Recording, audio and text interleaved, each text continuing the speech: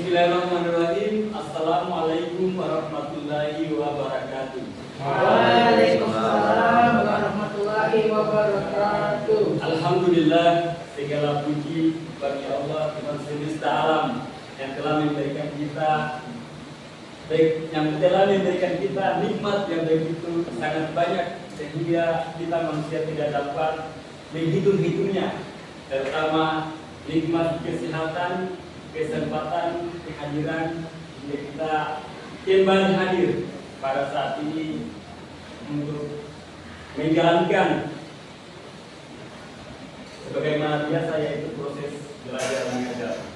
Tanpa pula kita mengucapkan salawat dan salam semoga tercurah kepada junjungan kita Nabi Muhammad Sallallahu Alaihi Wasallam. Semoga dengan salawat yang selalu kita lantunkan kepada junjungan kita, yaitu baginda Nabi Muhammad Sallallahu Alaihi Wasallam, kita akan mendapatkan syafaatnya di yaumil akhir. Baik, pada kesempatan pagi menjelaskan, kita akan kembali belajar membahas tentang pemikiran dalam Islam, yaitu Khawarij. Mungkin ada teman-teman sekalian yang paham apa itu Khawarij. Mungkin langsung masuk. Baik, silakan. Apa itu Khawarij? Khawarij itu diambil dari kata kharaja, yakhrij, artinya keluar. Kalau kita merujuk kepada konteks pembelajaran sekarang ini, itu orang-orang yang keluar dari barisan Ali dan Muhammad. Mungkin saja kita dimaksudkan. Baik, terima kasih Saudara Wahid dari apa yang dikatakan oleh beliau.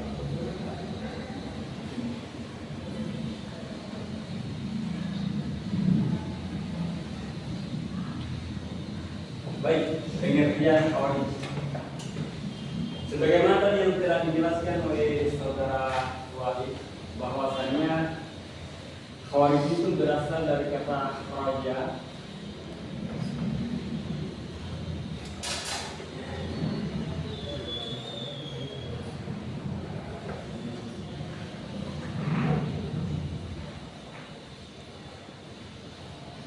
yang berarti keluar, muncul, timbul atau memberontak.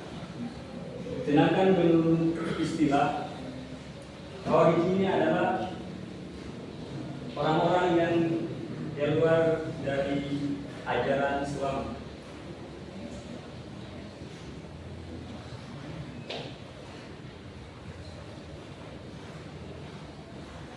Selanjutnya kita akan memasuki sebab-sebab muncul Khawarij.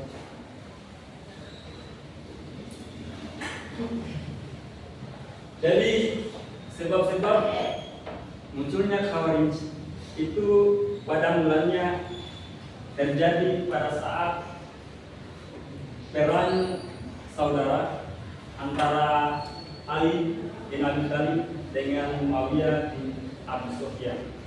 Tapi teman-teman perlu kita ketahui bahwasannya sebenarnya aliran Khawarij ini sudah ada sejak zaman Nabi Muhammad SAW, tetapi belum terlalu lengkap, sehingga pada saat itu yang mana terjadi perang antara Ali bin Abi Thalib dengan Muawiyah bin Abi Sufyan, kelompok-kelompok ini langsung dapat terlihat atau dapat diketahui.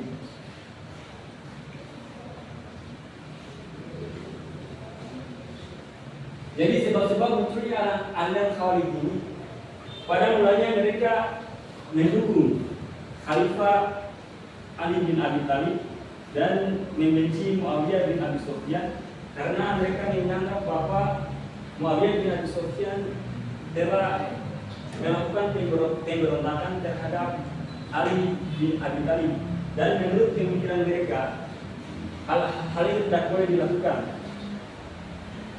Tidak boleh dilakukan terhadap pemerintah pada saat itu.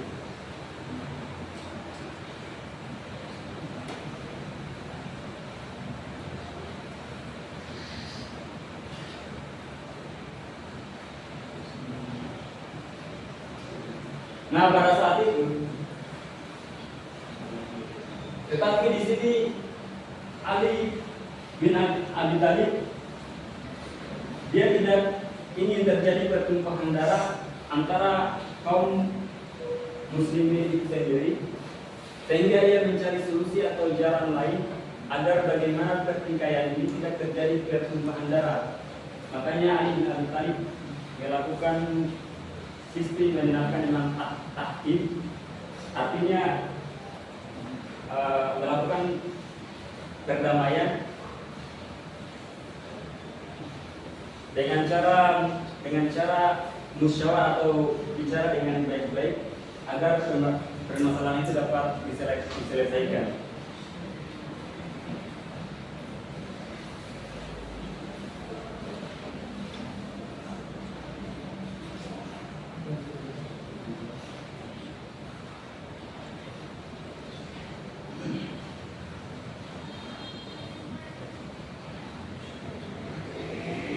Baik, selanjutnya kita akan memasuki dengar ajaran Khawarij.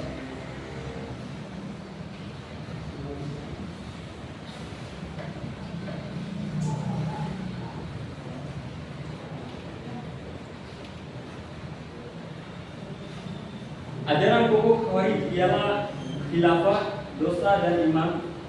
Mereka menghendaki kedudukan khilafah dipilih secara demokrasi atau melalui pemilihan bebas, artinya siapa saja boleh jadi pemimpin, tidak menyandang ras keturunan, asalkan ia beriman dan bertakwa kepada Allah Subhanahu wa Ta'ala.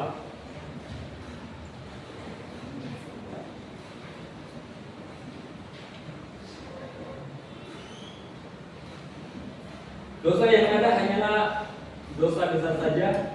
Menurut pemahaman mereka, tidak ada pembagian dosa besar dan dosa kecil. Semua pendurhakaan terhadap Allah Subhanahu wa Ta'ala adalah berakibat dosa besar.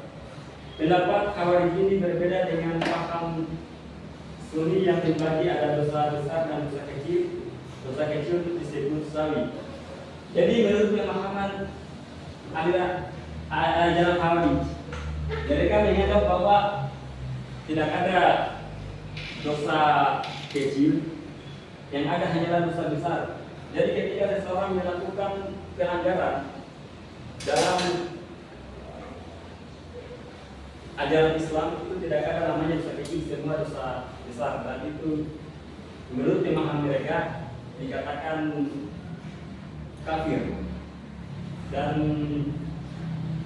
boleh dibunuh atau sebagainya. Itu pemikiran yang ekstrim. Latar belakang Khawarij menetapkan dosa itu hanya satu macam, yaitu hanya ada dosa besar saja, agar orang Islam yang tidak sejalan dengan pendiriannya dapat diperangi dan dapat dirampas harta bendanya dengan dalih mereka berdosa dan setiap yang berdosa adalah kafir. Berkenaan dengan persoalan ini, Harun Nasution mendefinisikan aliran yang dapat dikategorikan sebagai aliran Khawarij yaitu sebagai berikut. Yang pertama yaitu mudah mengkafirkan orang yang tidak segolong dengan mereka, walaupun orang itu adalah penganut agama Islam. Yang kedua, Islam yang benar adalah mereka yang paham dan amalkan, sedangkan Islam yang sebagainya yang dipahami dan diamalkan golongan lain tidak benar. Yang ketiga yaitu orang-orang yang tersesat dan menjadi kafir kalau dibawa kembali ke Islam yang sebenarnya ya seperti Islam yang mereka pahami dan amalkan.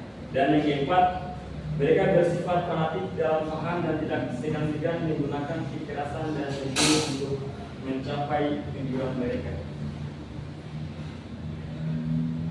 Selanjutnya yang terakhir yaitu sekte-sekte Khawarij. Jadi sekte-sekte Khawarij itu ada 8 macam yang telah lakukan. Yang pertama yaitu Al-Hakimah, yang kedua Az-Zalijah, yang ketiga Najdah, yang keempat Baihasiyah, yang kelima Ajariyah, yang keenam Atas Salibah, dan yang ketujuh ibadi pria dan kekasih supria.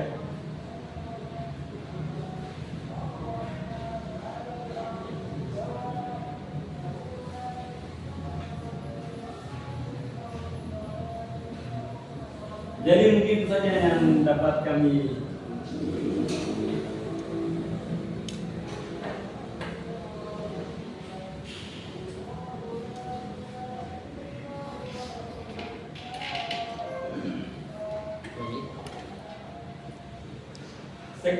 Sekte Muhakimah merupakan generasi pertama dan terdiri dari pengikut Ali dalam perang Siffin. Mereka kemudian keluar dari barisan Ali dan berkumpul di Harura dekat Kufa untuk menyusun kekuatan guna melakukan pemberontakan terhadap Ali bin Abi Thalib.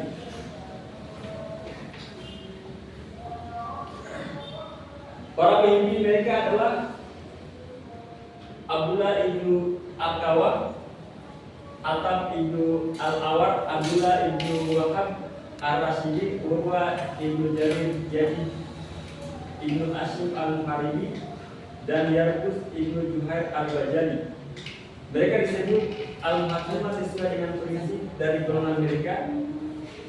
Ya hukma illa lillah, tidak ada hukum selain hukum Allah. Dengan prinsip tersebut mereka berpandangan bahwa tidak sah mendapatkan hukum selain hukum Allah, yaitu Al-Quran. Mereka melakukan pemberontakan terhadap pemerintah Ali.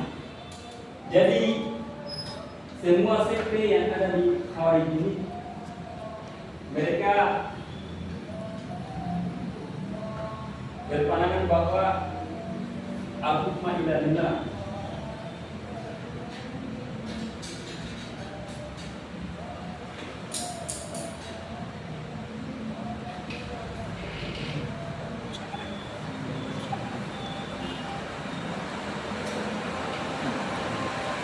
Artinya tidak ada hukum selain Allah. Itulah yang menjadi pedoman mereka dalam pemikiran mereka. Mungkin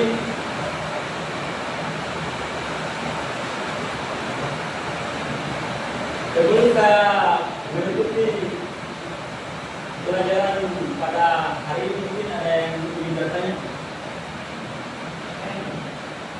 Baik, kepada saudara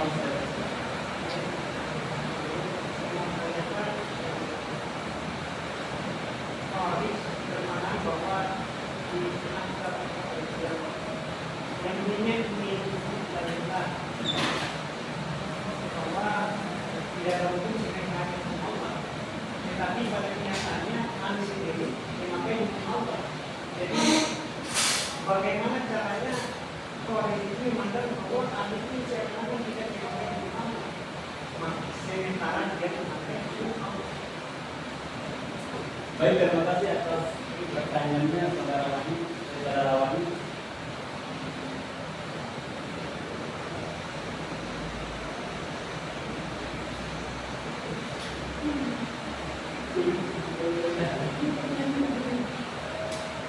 Jadi begini, dari dalam pandangan aliran Khawarij, mereka menyatakan mereka berpemikiran bahwa la hukma illa lillah, artinya tidak ada hukum selain hukum Allah. Jadi mereka itu dalam pemikiran atau dalam pandangan mereka menyatakan bahwa tidak ada hukum selain hukum Allah itu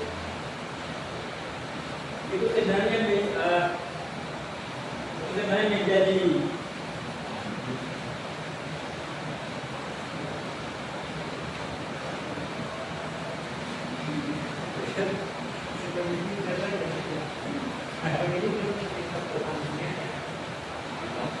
sebagai itu jadi golongannya saja, karena iman golongannya mereka memakai hukum Allah. Sementara ini memakai tindakan.